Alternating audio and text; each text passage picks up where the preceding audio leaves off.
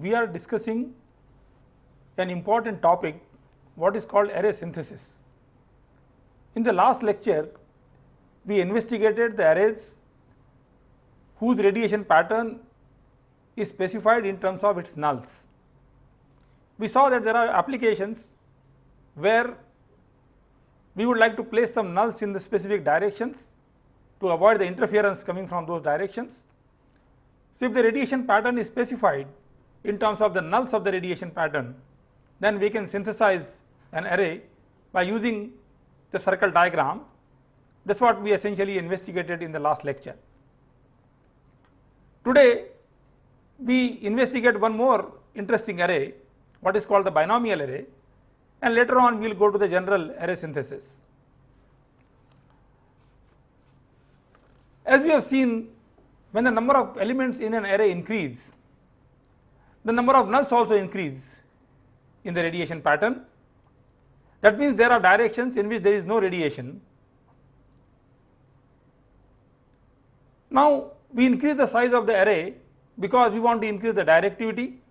As you have seen, as the size of the array increases, the beam width of the radiation pattern decreases, and consequently the directivity of the array increases. So, if we consider a uniform array, then by increasing the length of the array or by increasing number of elements in the array, we can increase the directivity, but at the same time we also get more nulls in the radiation pattern.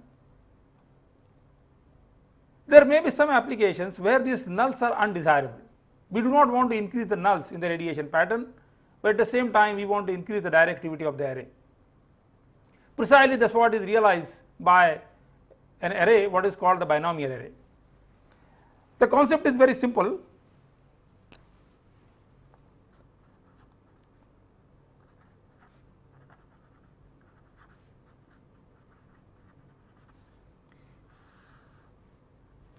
Let us consider a 2-element array to start with, and as you have seen, the radiation pattern for this can be given in terms of the z which we defined in the as a complex parameter last time. So, this one is having amplitude 1 and this one also has, let us say, amplitude 1, and it has a phase psi. So, it is e to the power j psi, where psi is beta d cos of phi. So, the angle phi is measured from the axis of the array. So, this angle is phi. So, the array factor, as we saw last time, that is equal to mod of 1 plus e to the power j psi, which we wrote as 1 plus z, where z is e to the power j psi. So, we define this complex parameter z, which is equal to e to the power j psi. Now, for this array,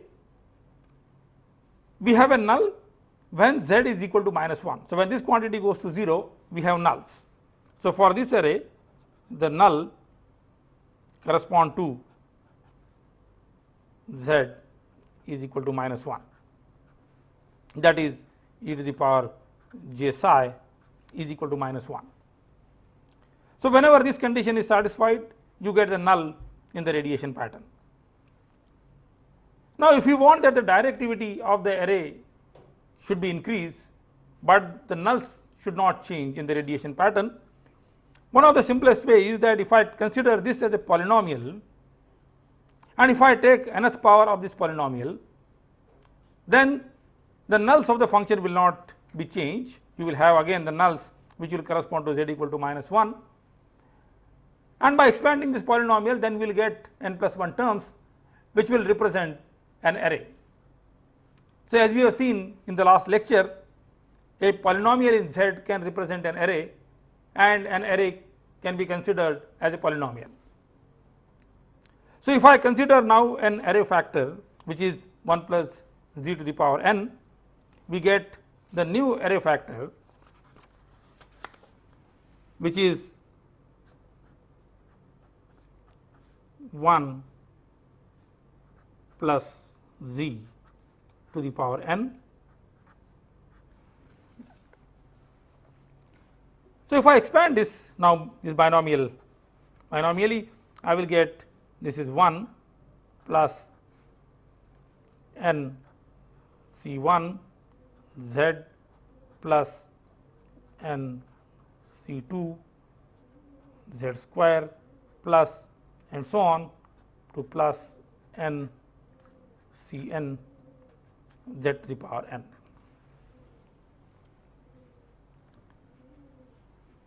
So, as we discussed in the last lecture, if I take the coefficients of z, they essentially give me the current excitation.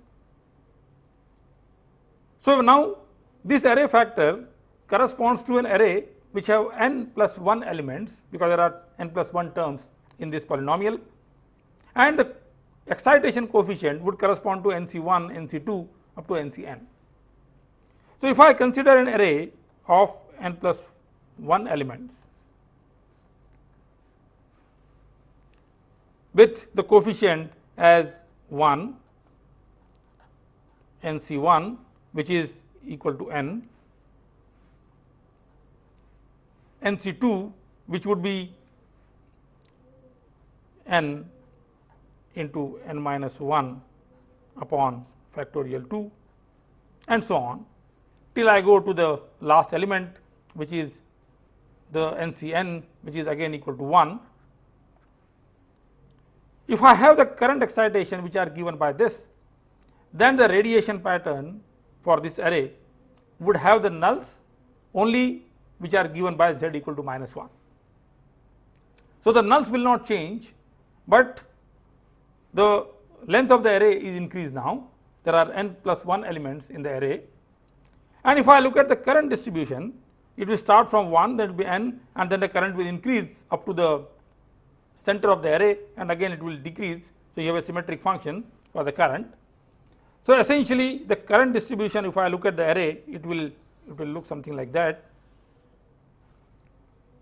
and this will give me the radiation pattern which will have the same nulls which would correspond to z equal to minus 1. We can look at this in a little different way from our basic analysis of the array. Then let us consider now a 3 element array which is having binomial coefficients. So, let us say we have 3 elements which are having 3 elements binomial array. So, this would correspond to essentially 1 plus z square, that is what the polynomial would be. So, the coefficient for this would correspond to 1, 2 and 1. These are the binomial coefficient for 1 plus z square. So, if I consider now a radiation pattern which would be given by 1 plus z square, null would correspond to z equal to minus 1, and expansion of this will give me 3 terms. So, you have a 3 element array and the binomial coefficients would be 1, 2 and 1. Now, let us say this distance between these elements is d, and this is also d.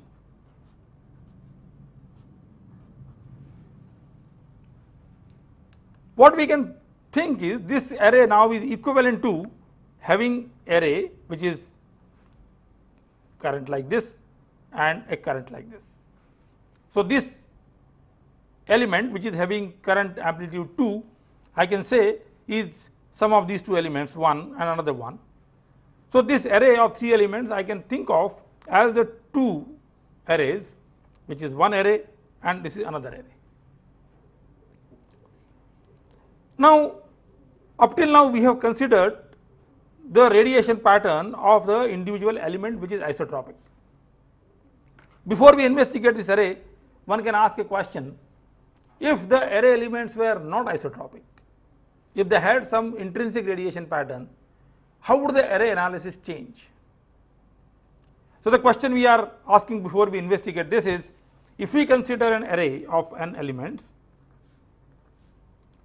which are no more isotropic but have a radiation pattern which is given by the primary pattern which is given by f of theta phi. That means if I go to some direction theta and phi, now the fields will not be uniform because of the individual elements, they will be weighted by this function what we call as the primary pattern of the antenna element. So, this function we call as the primary pattern. Now, if I consider a direction which is phi with respect to the axis of the array, as we have taken in our analysis, let us say this angle is phi. The radiation now will not be proportional to simply I, but will also be proportional to what is this quantity f theta phi, which is the primary radiation pattern. So, now in a given direction, the radiation now is a superposition of the fields because of the individual elements weighted by the primary radiation pattern.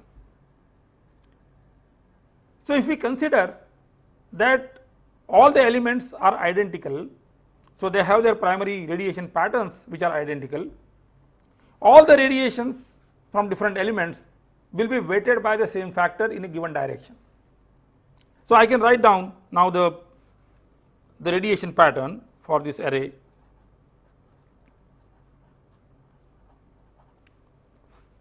which will be, now let us say the currents are given by I1, I2, I3 and so on, and if the spacing between them is d, the elements,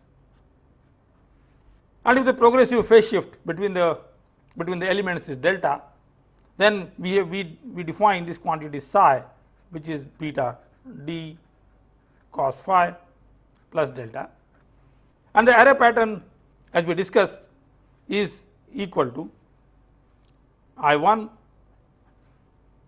e to the power j 0 plus I2 e to the power j psi plus I3 e to the power j 2 psi plus and so on. Now, each of this radiation is now weighted by this quantity f of theta phi. So, earlier we had the field at a far away point which was proportional to only current, and the phase was coming because of the propagational delay as well as the progressive phase shift. Now, we say that the amplitude is going to be weighted by this quantity which is the primary radiation pattern. So, essentially each of this term is to be multiplied by f of theta phi. So, you multiply this by f of theta phi, f of theta phi and so on,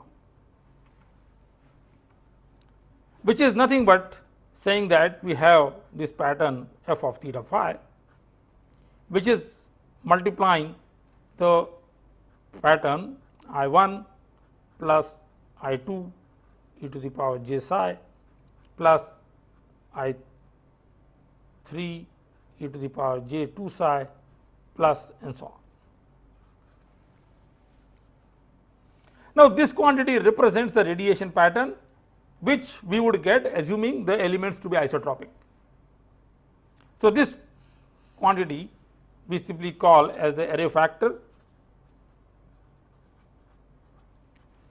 and this is the primary radiation pattern of your element. So, the total radiation pattern of an antenna array, that is equal to the primary radiation pattern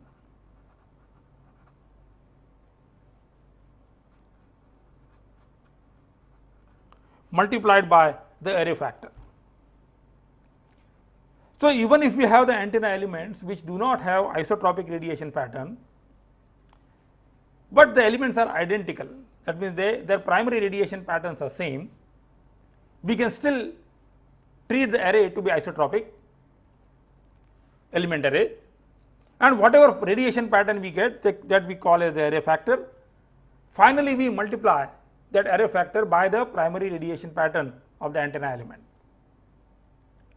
So, the array analysis does not change.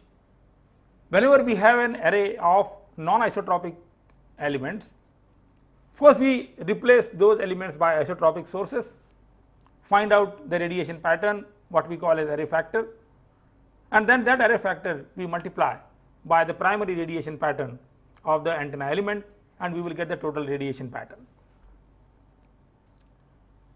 Now, this concept, which is multiplication of the radiation pattern, that can be applied in variety of situations.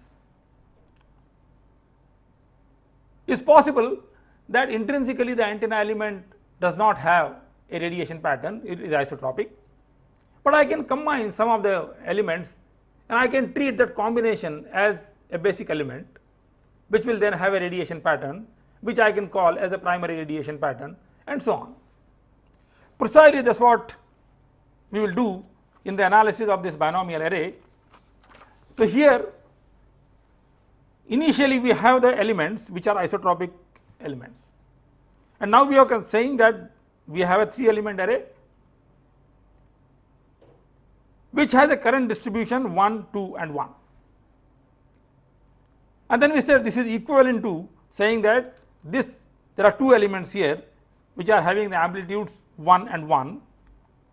So, essentially we are considering now this 3 element array as a combination of 2 arrays of 2 elements. So, if this spacing is d, this spacing is d and this spacing is d. So, now we are saying that this is equivalent to the 2 arrays of 2 elements. So, these two combined together, now I can call another element which is effectively located at the center of these 2. I can call another element which is located at the center of these 2. But now this element is not isotropic, because now this element is representing combination of these 2 elements. So, initially these elements are isotropic radiators, but if I think of this as a combination of 2 arrays and I say this array is equivalent to this radiating element, then now this one is having a radiation pattern which is the radiation pattern of these 2 element array. So, initially the radiation patterns of they were isotropic like that, these are now isotropic combination of these 2. But when we come here, they are no more isotropic, they have a radiation pattern which will look something like that.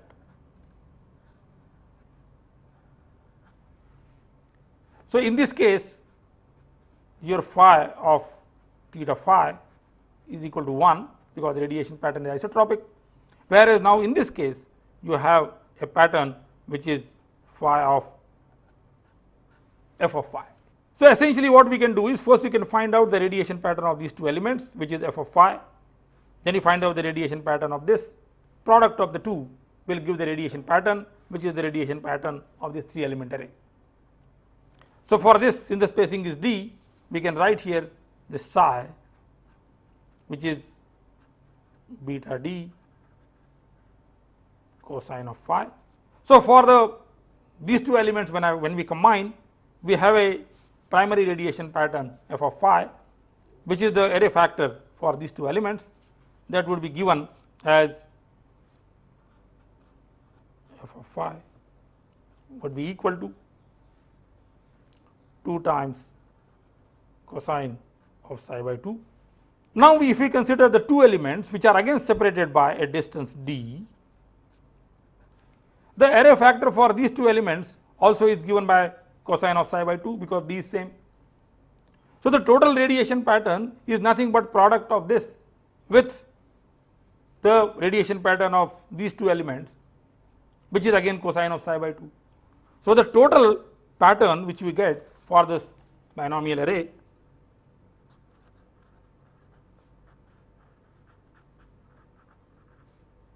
that will be equal to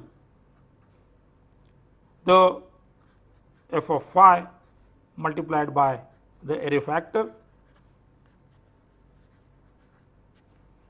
which is equal to 2 times cosine of psi by 2 multiplied by again the array factor which is cosine of psi by 2. So, we get a radiation pattern which is 2 times cosine square of psi by 2. So, note here whatever were the nulls now in the radiation pattern, the nulls are not altered. The nulls correspond to again the nulls of the 2 element array, which are given by this quantity cosine of psi by 2 going to 0. So, we got a radiation pattern which is square of this, and this concept can be extended now to any number of elements. So, if you are having a binomial array of n elements, you can think of that as a combination of doublets. So, you can split this into a pairs of 2, and then we can combine them again together to find that the radiation pattern is simply nth power of the radiation pattern of the 2 element array. So, this array is an important array because it can increase the directivity of the array without increasing the number of nulls in the radiation pattern. Having understood this, now we can come to the general synthesis of the array. That is, if somebody specifies the radiation pattern, then we would like to know what are the excitation of the currents to realize that arbitrary radiation pattern. So, let us discuss now what is called the general array synthesis. Without losing generality, let us say we now have the antenna elements which are isotropic, and as you have seen, even if they are not isotropic, we can always multiply finally by the primary radiation pattern of the antenna. So, as far as the array analysis is concerned, we can treat the array element to be isotropic, and let us say there are 2n plus 1 elements in the array. So, we have number of elements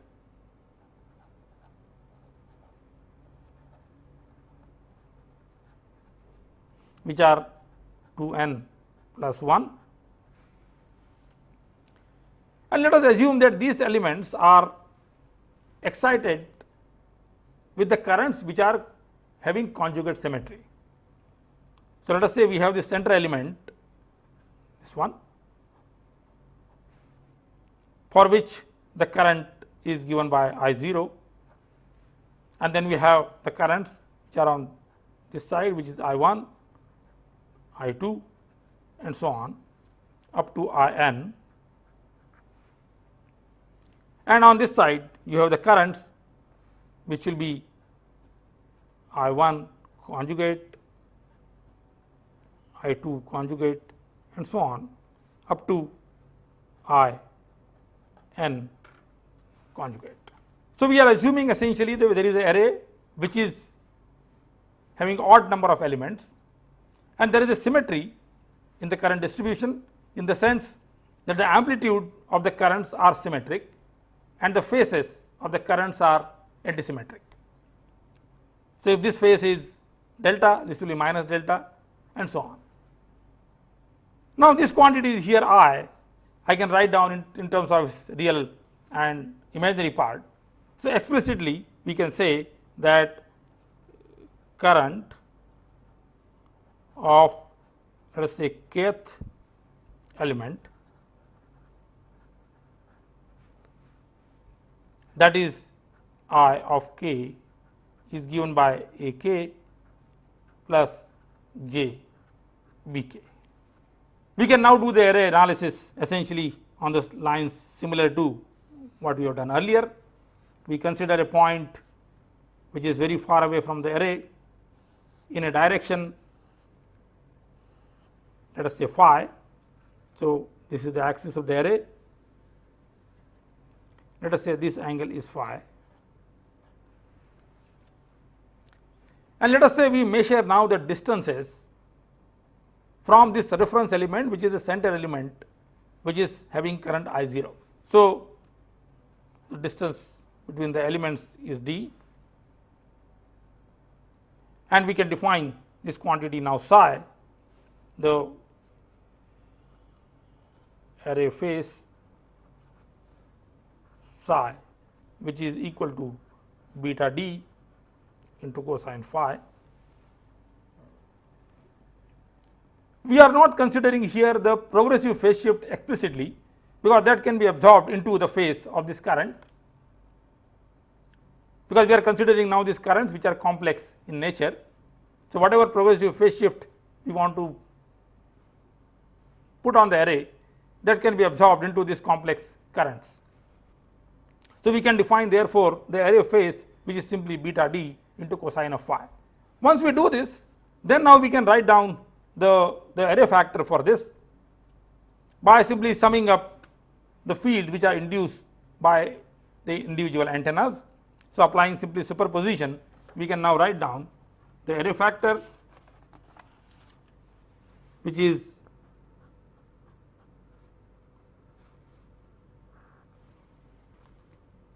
the current which is I0, for which we are considering as the difference element.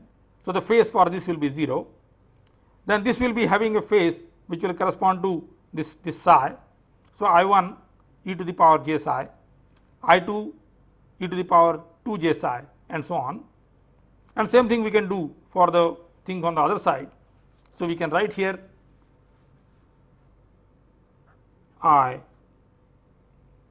0 plus I1 e to the power j psi plus I2 e to the power j 2 psi plus up to the nth element on the right side, which is In e to the power j n psi, and then I take the element which are on this side. So, this will be I1 conjugate e to the power minus j psi, because this will be now lagging with respect to this element by phase psi.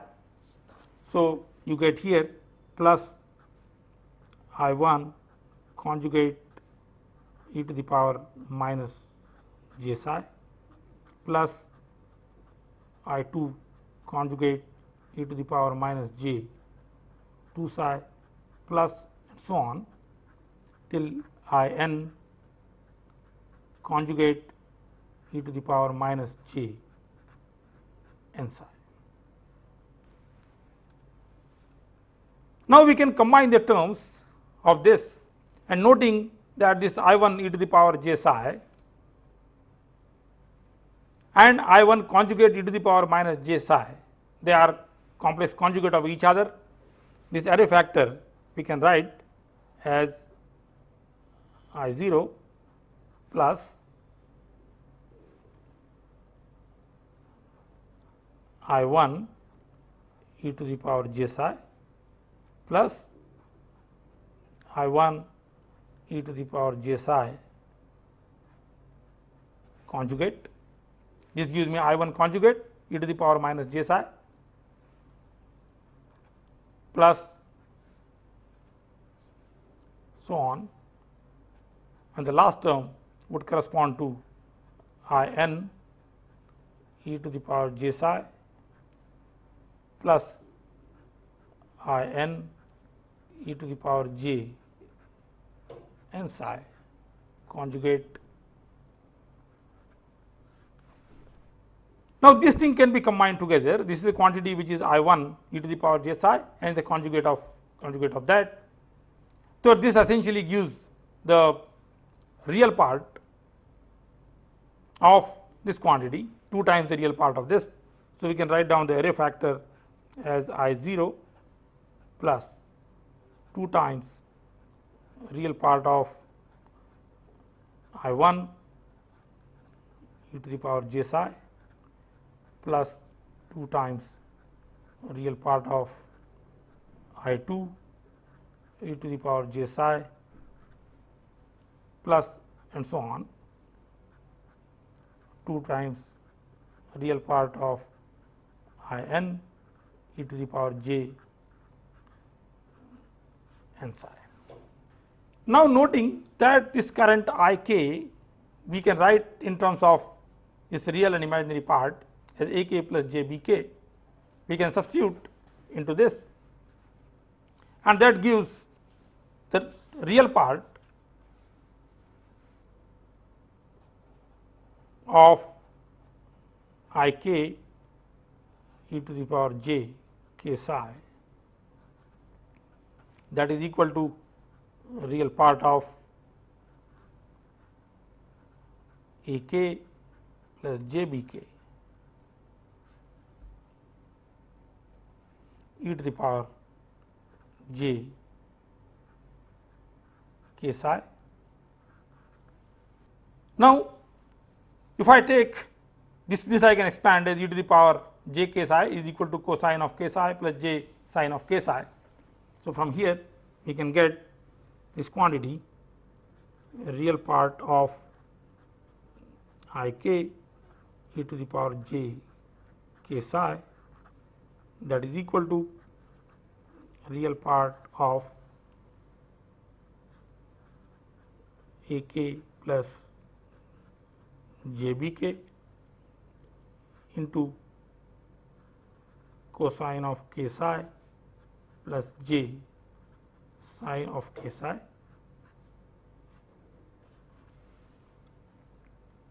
So, that is equal to a k cosine of k psi minus b k sine of k psi. So, I can substitute now in this expression for the array factor. So, this quantity will be 2 times a 1 cosine of psi minus b 1 sine of psi and so on. So, you can write now the array factor for this, that is equal to I 0, and from this I 0 will be a 0 plus j b 0, and since we are saying there is a conjugate symmetry, the b 0 has to be identically 0. So, we get from this the expression as a 0 plus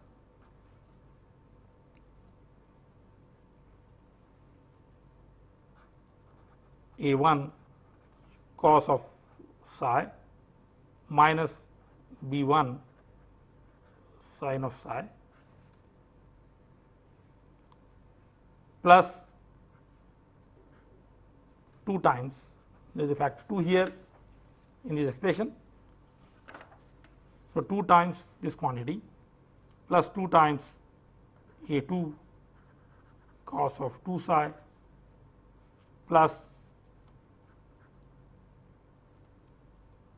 minus b 2 sine of 2 psi plus and so on till you go to the last term, which is 2 times a n cosine of n psi minus b n sine of n psi.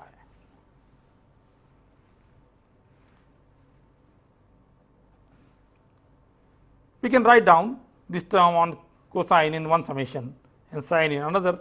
So, that will give me a 0 plus 2 times summation k is equal to 1 to n a k cosine of k psi minus 2 times k is equal to 1 to n b k sine of k psi. Now, this is nothing but the Fourier series of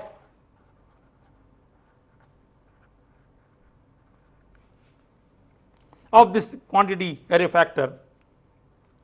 So, essentially the coefficient which you have here, which represent now the real and imaginary parts of the current excitation, they are nothing but the Fourier coefficients of the array factor, which is nothing but the radiation pattern of the antenna. Now, this relationship we had seen earlier in general relationship, which was the Fourier transform relationship between the current distribution and the radiation pattern. The same thing now, however, we are seeing in terms of now the discrete current distribution, and also since we are having a periodicity in psi, as we know that the radiation pattern is periodic over psi, we get, instead of Fourier transform, essentially we get a Fourier series in this case. So if we know the radiation pattern, which is the array factor, and if we Fourier expand it, then the coefficient of Fourier expansion essentially represent the complex current excitation of the elements. So as we know that the Fourier coefficients can be obtained essentially multiplying this thing by cosine of k psi and integrating over a period, essentially we can get these quantities ak and bk.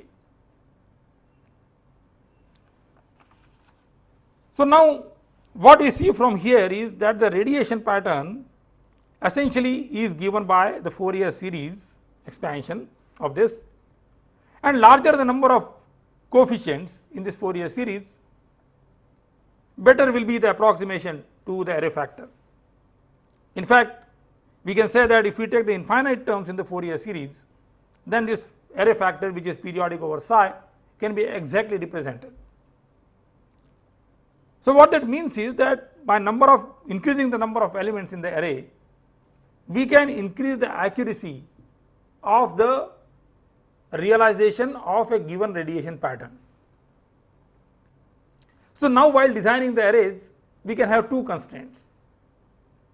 Either we can design an array which says that the desired radiation pattern should be realized within certain error. In that case, then we will take number of elements, increase the number of elements in the array, so that we get the error between the two which is less than the specified error. So in this situation, the error between the desired radiation pattern and the realized radiation pattern is specified, and there is no constraint on the number of elements. The other possibility could be that depending upon the physical situation, somebody may specify the number of elements and then say, okay, get the best possible radiation pattern from this which is close to the desired radiation pattern. So in that case, essentially we find out the radiation pattern which is closest to the desired radiation pattern in the least square sense. So essentially the Fourier expansion, when we do this, it gives the radiation pattern which is best fit to the desired radiation pattern in the least square sense. So precisely that's what essentially we do now when we design the arrays, that first we express the radiation pattern in terms of psi, then we Fourier expand that function of psi which is periodic over 2 pi, and then the coefficient of the Fourier series gives you the current distribution or the excitation of the antenna elements. Let us look at one problem and this will become a little more clear.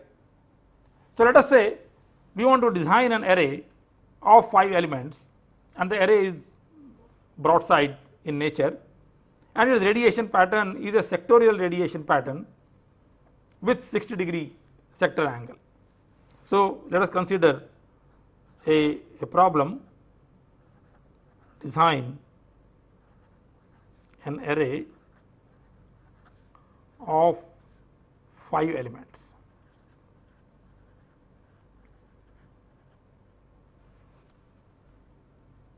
Now as we have seen earlier, the spacing between the antenna elements should be equal to lambda by 2 if we do not want overlap of the range of psi. Also we have seen if the spacing was taken less than lambda by 2, then the range of psi is less than 2 pi, and then the full range of psi is not covered by the visible range, and therefore it is optimum to take the spacing between the antenna elements to be lambda by 2. So let us say we take in this case also the distance d is equal to lambda by 2, and let us say now the radiation pattern which we want to realize by this is a sectorial radiation pattern in broadside. So it is having an angle which is 60 degrees, this angle is 60 degrees. So, we are now looking for a radiation pattern which is uniform over an 60 degree sector around broadside and no radiation beyond this sector. In practice, you might find an application where you would like to eliminate a certain zone on the in the radiation region. For example, if you have a satellite and I want to put an antenna beam over a certain terrain and we do not want to create interference nearby regions, we would like to create a beam which is uniform over a certain sector and it should be 0 ideally beyond the range of that sector. So, we have a requirement where now the phi essentially from here to here is 0, phi here to phi going from here to here the radiation pattern is 0 and it is 1 over this sector. So, essentially the specification now is that your array factor or the radiation pattern is equal to 1 for phi less than pi by 3, greater than pi by 3, less than or equal to 2 pi by 3, and it should be 0 otherwise.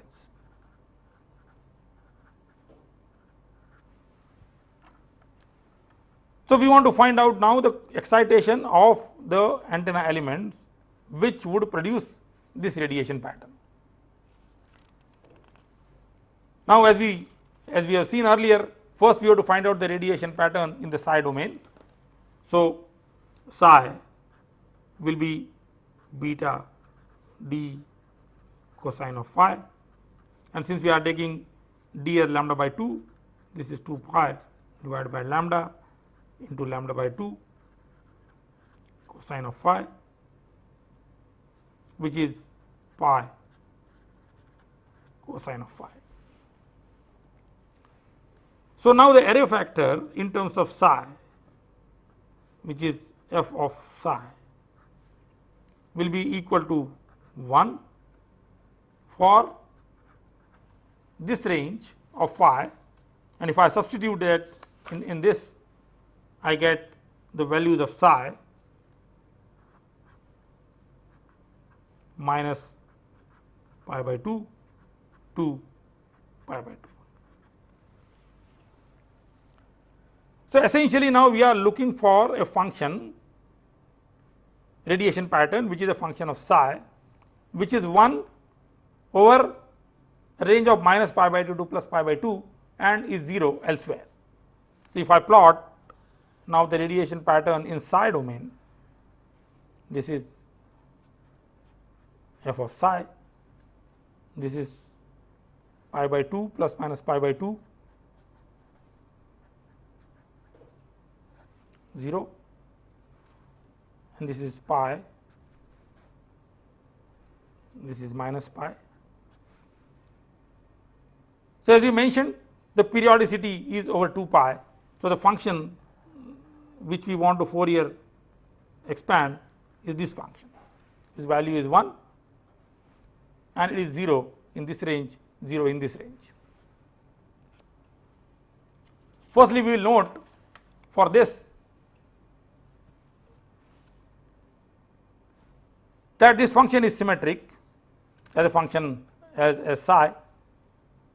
So, the coefficient bk's will be identically 0 for this expansion, and we will get a 0 which is 1 over 2 pi minus pi to pi, amplitude is unity, d psi that is equal to 1 upon 2,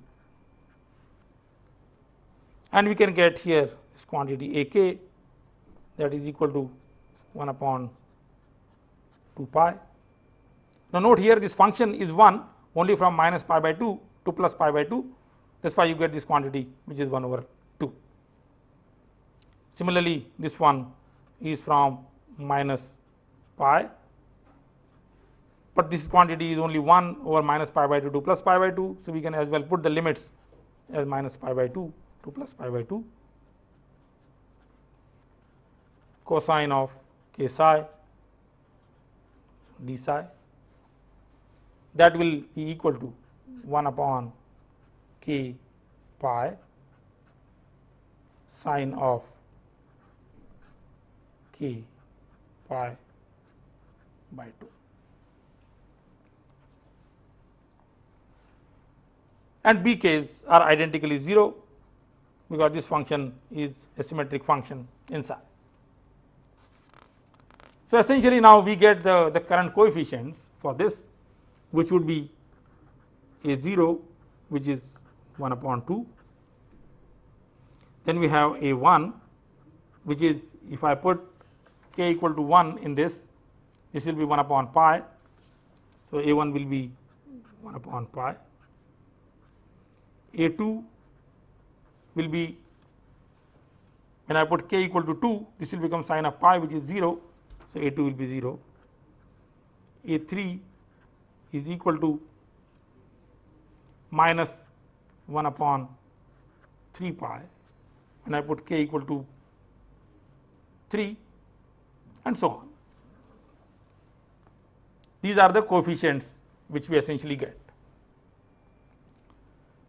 So, now if I look at the current excitation for this array, as we have seen, these are conjugately symmetrically excited. So, this quantity is 1 upon 2 is excitation. The A1 is having excitation of 1 upon pi, and since this quantity is coming real, in this case this also will be 1 upon pi, that is the currents. Second quantity which corresponds to this element is 0, and since we are permitted to take 5 elements, we want to design an array which has 5 elements. Since this current is 0, we can take the next current. This current is 0, this element is not there, and for which the amplitude would be minus 1 upon 3 pi. So, it will be minus 1 upon 3 pi. Similarly, this current will be 0 and next current will be minus 1 upon 3 pi.